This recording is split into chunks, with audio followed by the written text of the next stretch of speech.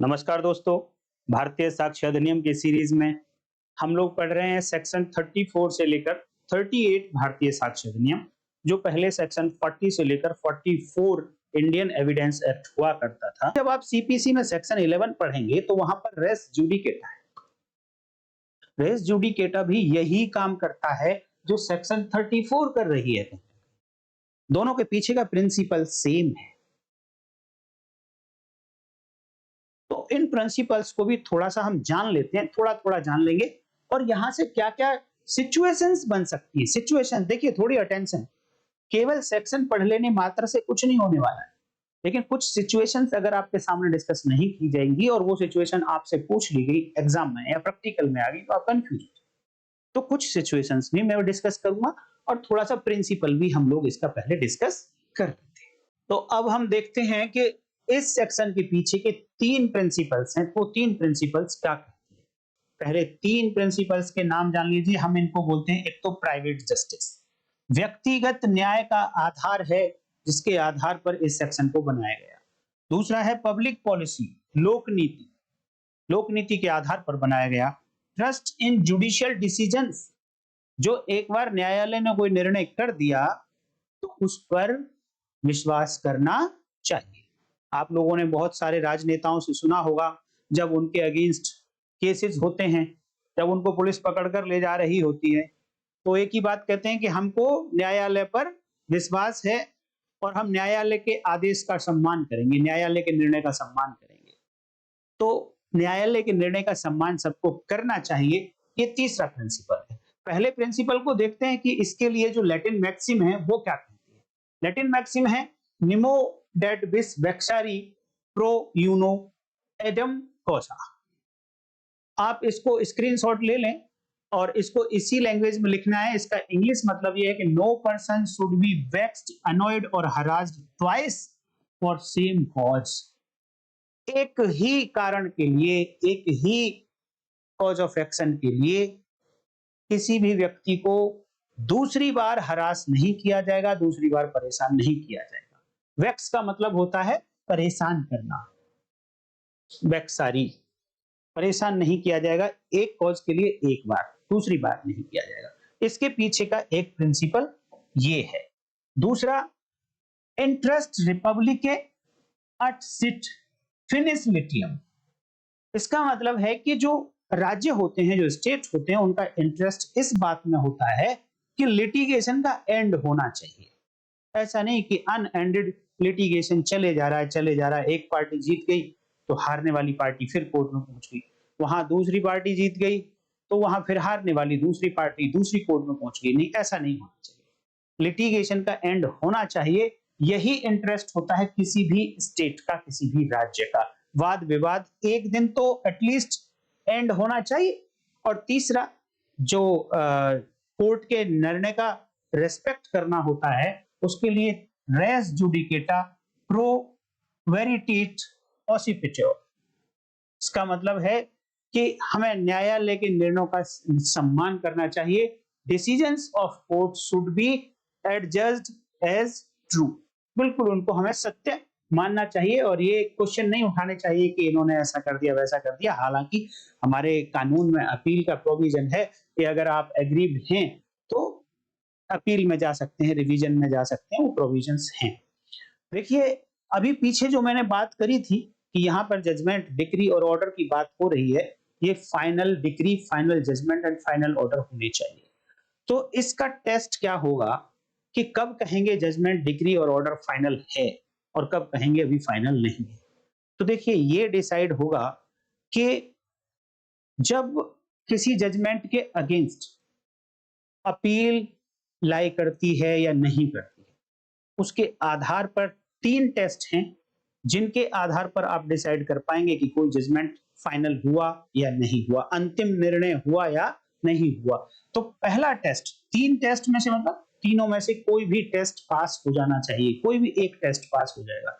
तो पहली बात कि मान लो कोई जजमेंट आया बट कानून ने कह दिया कि इसके अगेंस्ट अपील लाई नहीं करेगी, इस जजमेंट के अगेंस्ट पार्टीज अपील में नहीं जा सकते। अगर ऐसा कानून ने लिख दिया है और फिर जजमेंट वो आ चुका है, दैट इज फाइनल जजमेंट। इसमें कुछ और देखने की आवश्यकता नहीं है, ऐसा कहाँ होता है। जब आप प्ली बार्गेनिंग पढ़ेंगे तो एक सेक्शन है 265 कैपिटल जी सीआरपीसी, जो अब 295 भारतीय नागरिक सुरक्षा संहिता हो गई। इसमें क्या है कि इस चैप्टर में प्ली बार्गेनिंग का कॉन्सेप्ट है। प्ली बार्गेनिंग का मतलब है कि एक्यूज ये कहता है कि सर मैं अपनी गलती मान लेता हूं, आप मुझे कम से कम सजा दे दीजिए। तो सजा पर वो बार्गेनिंग कर रहा है, और सजा पर बार्गेनिंग करने का मतलब है कि सजा तो उसको मिलेगी, ये तो तय है। उस कानून, उस अपराध में जो मिनिमम सजा हो सकती है एटलीस्ट वो तो मिलेगी ही मिलेगी, बट सजा मिलेगी। लेकिन क्योंकि ये सजा उसने अपनी गलती मानते हुए प्ली बार्गेनिंग के चैप्टर में प्ली बार्गेनिंग करते हुए सजा ये ली है, तो वहीं पर लिखा है इस सेक्शन में कि ऐसे जजमेंट के अगेंस्ट, ऐसी कन्विक्शन के अगेंस्ट, क्योंकि यहां कन्विक्शन ही होगी, जजमेंट चाहे पनिशमेंट चाहे कम हो जाए, बट ऐसे जजमेंट के अगेंस्ट अपील लाई नहीं करेगी, ऐसा लिखा है। और जहां पर कानून ने ये कह दिया कि इस जजमेंट के अगेंस्ट अपील लाई नहीं करती है, इट मींस वो जजमेंट फाइनल होगा। अब अगली कंडीशन की, मान लो कि कानून ने कहा है कि इस जजमेंट के अगेंस्ट अपील लाई कर सकती है, तो यहां पर दो पार्ट होते हैं कि अपील तो लाई करती है, लेकिन एग्रीव्ड पर्सन सोचता है कि नहीं, मैं अपील में नहीं जाना चाहता, मैं अपील को प्रेफर नहीं करना चाहता। जिस समय उसने ये डिसाइड कर लिया कि मैं अपील में प्रेफर नहीं करना जाना चाहता हूं, मैं अपील प्रेफर नहीं करता हूं इस जजमेंट के अगेंस्ट, उसी समय वो जजमेंट फाइनल हो जाएगा। If appeal lies against the judgment but aggrieved person जो है, aggrieved party does not prefer to move appeal. Appeal तो है, कानून कहता है कि आप जा सकते हैं ऐसे जजमेंट के अगेंस्ट अपील में, बट पार्टी कहती है मैं नहीं जा रहा हूं, मैं संतुष्ट हूं। तो जैसे ही उसने प्रेफर किया कि मैं नहीं जा रहा हूं, अब वो जजमेंट फाइनल हो गया। इसके लिए बेस्ट तरीका ये है कि जितने दिन का टाइम है अपील को फाइल करने का, 90 डेज या 30 डेज जो भी है, वो जब लैप्स हो जाएगा तब ये माना जाएगा कि पार्टी ने प्रेफर कर लिया है कि वो अपील में नहीं जाना चाहता है। अगली बात कि मान लो उसने प्रेफर किया कि मुझे तो अपील फाइल करनी है, और अपील उसने फाइल कर दी, तो ऐसे मैटर में कब उस पहले वाले जजमेंट को फाइनल माना जाएगा? If appeal lies and appeal has been made and the judgment will become final if it has been disposed of। जब इस अपील पर निर्णय कर दिया गया है, इसको डिसाइड कर दिया गया है, तो अब जजमेंट फाइनल जजमेंट कहलाएगा। हमने देखा रेस जुडिकेटा। ये रेस जुडिकेटा करता क्या है कि जब अगर किसी एक मैटर को डिसाइड कर दिया गया है तो अब उसे दोबारा नहीं लाया जाएगा। यही बात कहीं ना कहीं सेक्शन 34 कह रही है भारतीय साक्ष्य अधिनियम की। तो यहां पर एक कॉन्सेप्ट और आता है, एक तो होता है रेस जुडिकेटा, एक होता है एस्टोपल। एस्टोपल भी कहीं ना कहीं सिमिलर बात करता है, लेकिन दो एस्टोपल की बजाय मैं दो कॉन्सेप्ट आपको बताना चाहूंगा। एक होता है कंस्ट्रक्टिव रेस जुडिकेटा, जिसे हिंदी में रचनात्मक कहेंगे, रचनात्मक पूर्ण निर्णित मामला, और दूसरा होता है इशू एस्टोपल प्रश्न विबंध। दोनों लगभग आपको कहीं कंफ्यूज कर सकते हैं, बट आप थोड़ा सा अटेंशन देंगे तो कंफ्यूजन नहीं होगा। देखिए, कंस्ट्रक्टिव रेस जुडिकाटा का मतलब होता है कि अगर पार्टीज ने जो ग्राउंड्स लिए अपने सूट में, पहले जो डिसीजन आ चुका है एक सूट में, देखिए रेस जुडिकाटा होता सिविल में, क्रिमिनल में नहीं होता है।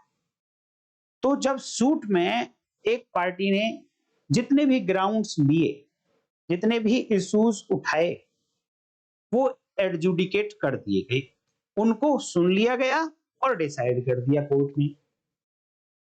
लेकिन अब वो पार्टी क्या करती है, वो अपना चतुराई दिखाना चाहती है कि एक ग्राउंड में और ले सकता था, लेकिन पहले सूट में नहीं लिया वो ग्राउंड, तो अब उस ग्राउंड को लेकर दूसरा सूट डाल दिया। तो क्या पहले सूट में जो जजमेंट आया वो दूसरे सूट को इनिशिएट करने से रोकेगा?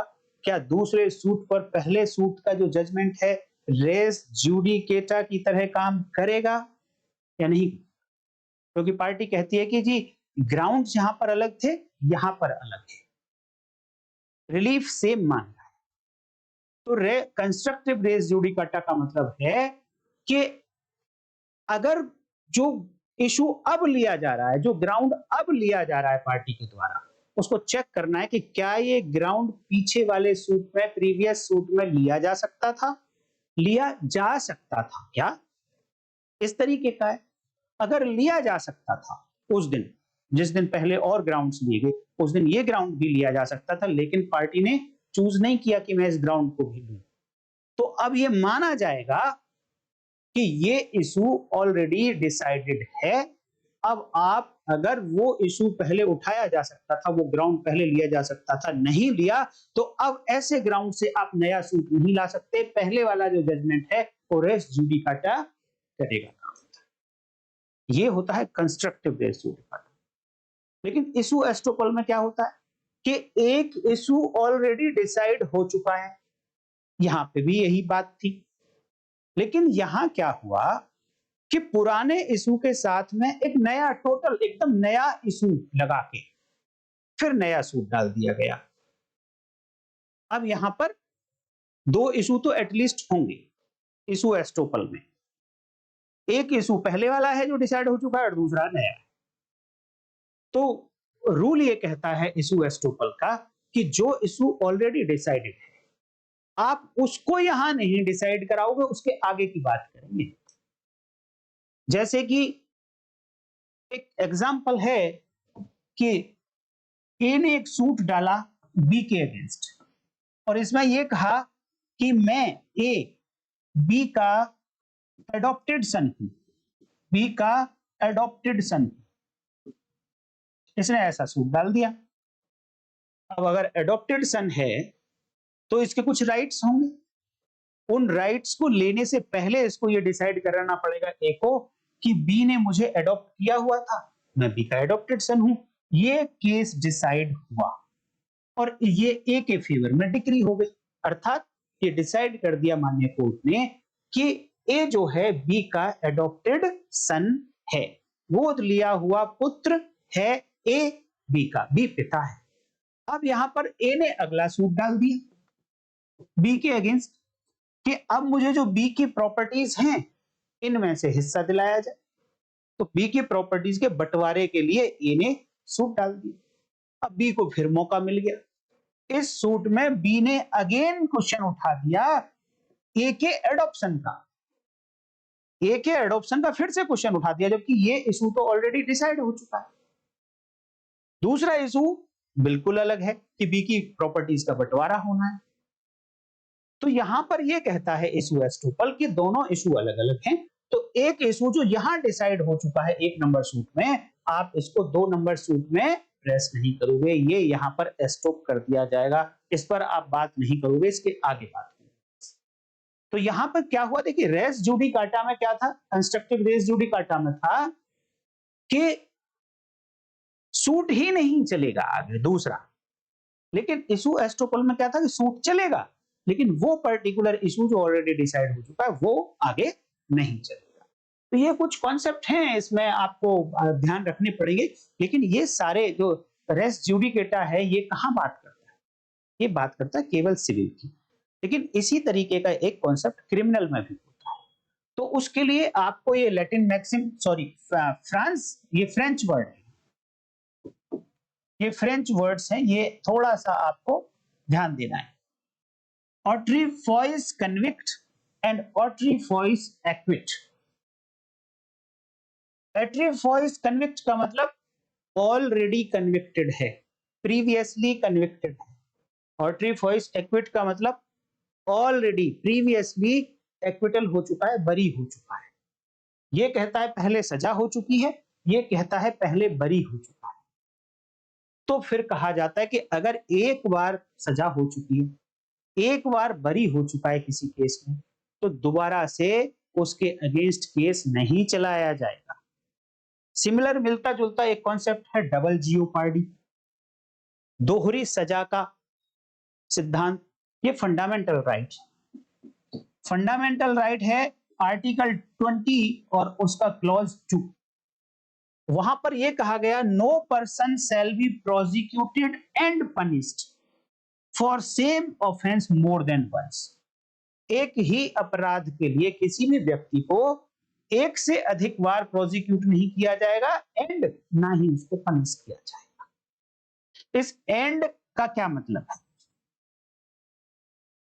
प्रोसिक्यूटेड एंड पनिश्ड, उसके खिलाफ कार्यवाही नहीं की जाएगी और साथ में पनिशमेंट नहीं दी जाएगी। इन दोनों को एक साथ पढ़ने के बाद माननीय कोर्ट्स ने, हाई कोर्ट्स ने और सुप्रीम कोर्ट्स ने डिसाइड किया है कि ये दोनों एक साथ चलेंगे, आप इनको अलग अलग नहीं चला सकते। एक साथ चलने का मतलब है कि प्रोसिक्यूशन भी हुआ और प्रोसिक्यूशन के बाद डिसीजन क्या आया? पनिशमेंट। प्रोसिक्यूशन हुआ पर डिसीजन कुछ और आया, पनिशमेंट नहीं था, देन डबल जीओपार्डी एप्लीकेबल नहीं होगा। किस तरीके से नहीं होगा मैं थोड़ा सा समझाने की कोशिश करूंगा। एग्जाम्पल से देखिए। एग्जाम्पल कहता है कि एक एक्यूज है, इसको डिस्चार्ज कर दिया। एक सेक्शन है 250 बीएनएसएस जो पहले 227 सीआरपीसी हुआ करता था। यहां पर कोर्ट को अगर ये लगता है कि चार्ज लगाने के लिए सफिशिएंट मटेरियल नहीं है, चार्जेज आज ग्राउंडलेस, तो फिर कोर्ट ऐसे एक्यूज पर्सन को चार्ज नहीं लगाएगी, उसे डिस्चार्ज कर देगी। बट क्वेश्चन ये है कि इसमें फर्दर इन्वेस्टिगेशन हुआ, उसमें कुछ फर्दर एविडेंसेस आ गई, उसके खिलाफ कुछ और साक्ष्य आ गए, तो क्या इन साक्ष्य के आधार पर इस व्यक्ति को दोबारा से प्रोसिक्यूट करके सजा दी जा सकती है? यहां एक्यूज कहता है, देखिए प्रोसिक्यूशन तो फर्दर एविडेंस ले आई, अब कोर्ट को कहती है कि आप इसके अगेंस्ट ट्रायल चलाइए और इसको सजा दीजिए।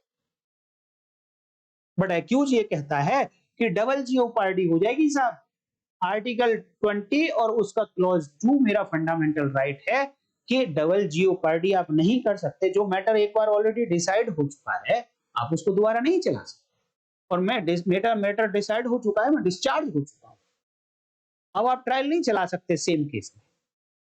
तो माननीय सुप्रीम कोर्ट का यह कहना है कि इसमें ट्रायल चल सकता है, इसमें ट्रायल चल सकता है। इसका पीछे का कारण है ये दो वर्ड्स, प्रोसिक्यूटेड प्लस पनिश्ड। भैया कहा गया कि प्रोसिक्यूशन किया गया हो और उसका डिसीजन पनिशमेंट आया हो, देन ही डबल जीओपार्डी होगी, अदरवाइज डबल जीओपार्डी नहीं।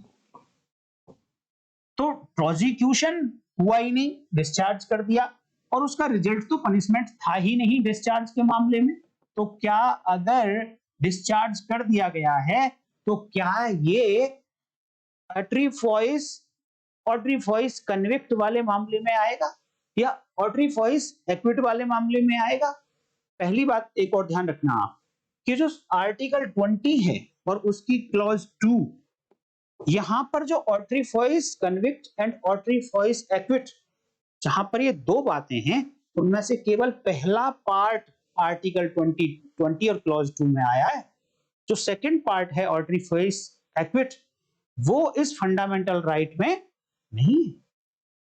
डबल जीओपार्डी जहां पर प्रोसिक्यूटेड प्लस पनिश्ड की बात होती है, यही फंडामेंटल राइट है।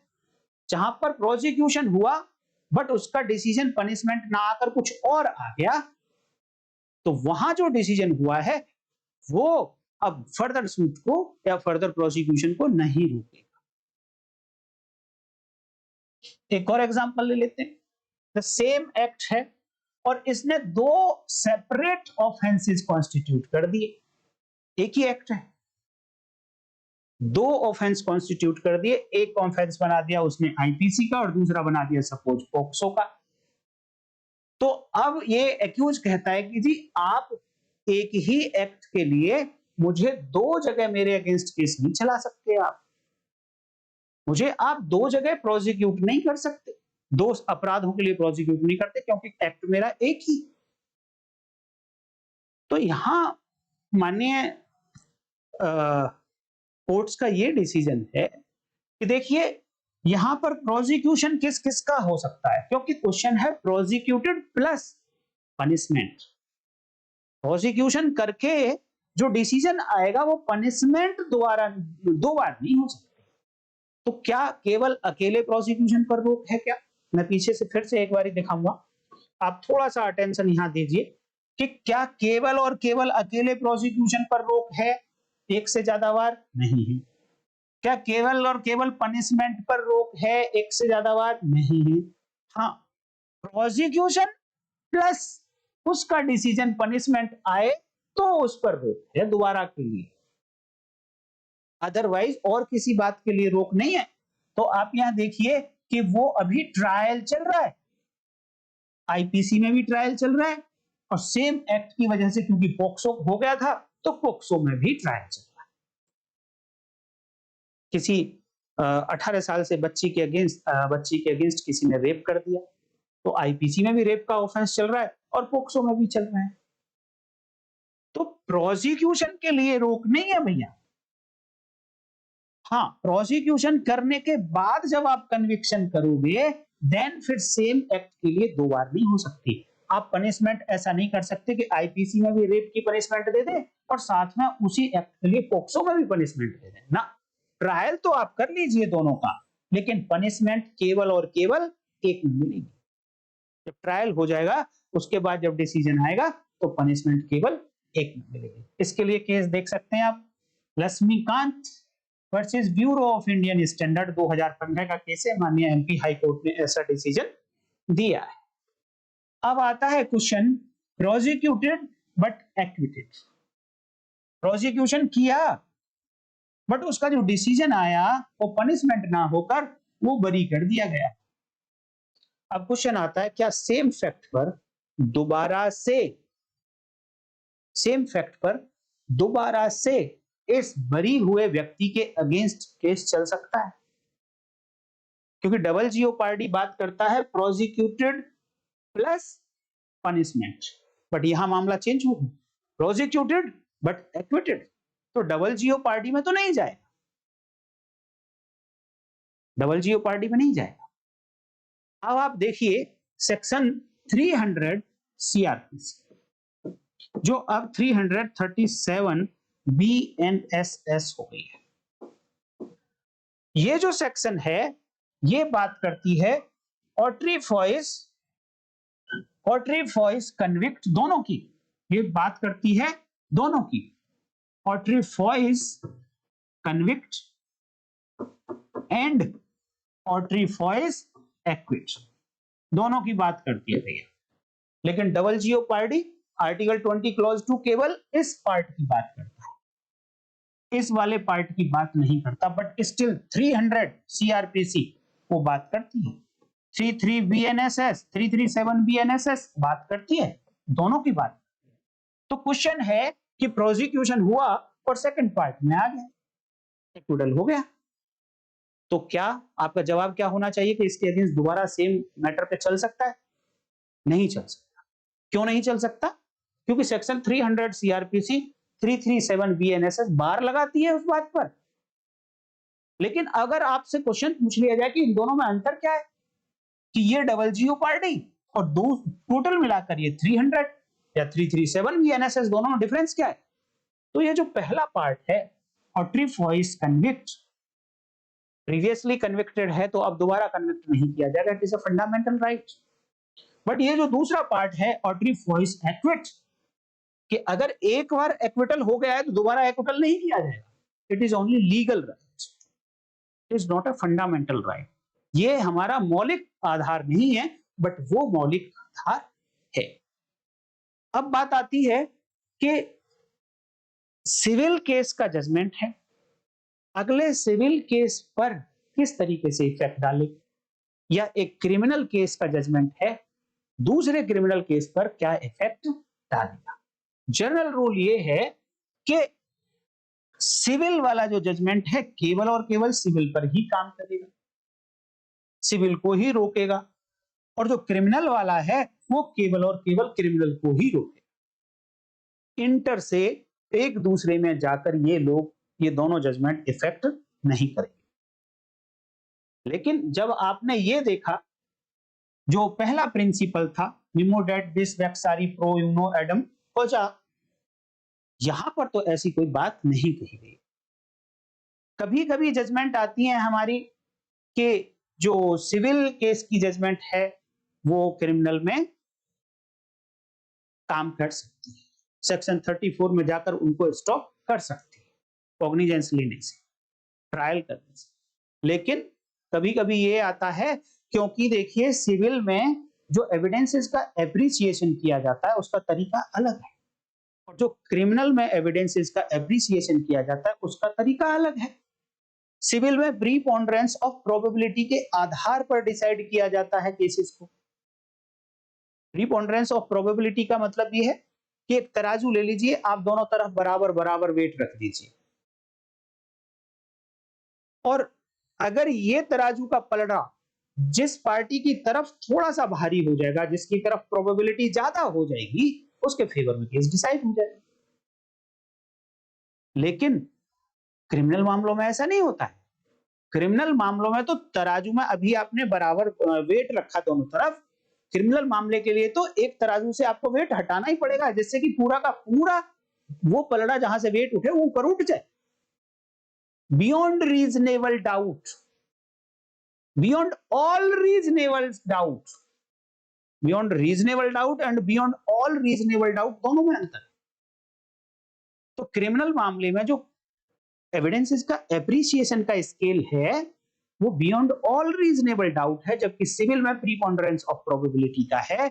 इसलिए ये कहा जाता है कि दोनों अलग अलग ही रहें तो ज्यादा बेटर। और जनरली लगभग लगभग यही आज तक अभी तक चला भी आ रहा है, जो मेजोरिटी है वो कहीं ना कहीं ऐसा ही कहती है। बट क्वेश्चन आता है कि मान लो पैरेलल केस चल रहा है, एक सिविल चल रहा है सेम फैक्ट पर और साथ के साथ एक क्रिमिनल भी चला दिया। मान लो यहां पर ए ने बी को, ए एक्यूज है, बी विक्टिम है, बी को रॉन्गफुल कन्फाइनमेंट किया था, बी का सदोष परिरोध किया, बी को कहीं बंद करके रखा है 2 दिन तक।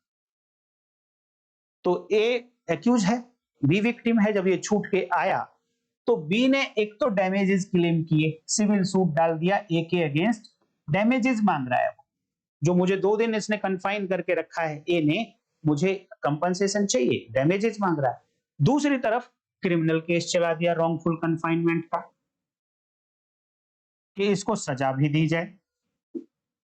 तो अब क्वेश्चन ये आता है, क्या दोनों केसेस साथ के साथ चल सकते हैं?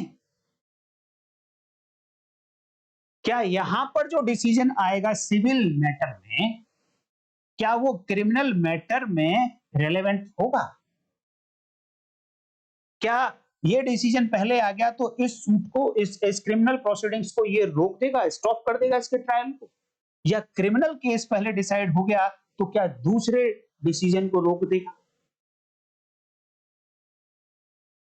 आप माइंड अप्लाई करो कि कहां पर डबल जियोपार्डी है, प्रोसिक्यूशन प्लस पनिशमेंट की बात हो रही है, कहां ऑटरी फॉइस, कहां ऑटरी फॉइस कन्विक्ट, कहां ऑटरी फॉइस एक्विट की बात हो रही है।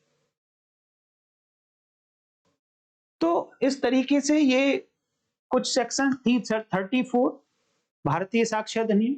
उम्मीद करता हूं दोस्तों कि आप लोगों को समझ आ गई होगी। अगर वीडियो अच्छी लगी है तो लाइक कर दीजिए, हाइप कर दीजिए, चैनल को सब्सक्राइब कर लीजिए, ज्वाइन भी कर लीजिए अगर 24 घंटे के बाद वीडियोज को एक्सेस चाहते हैं।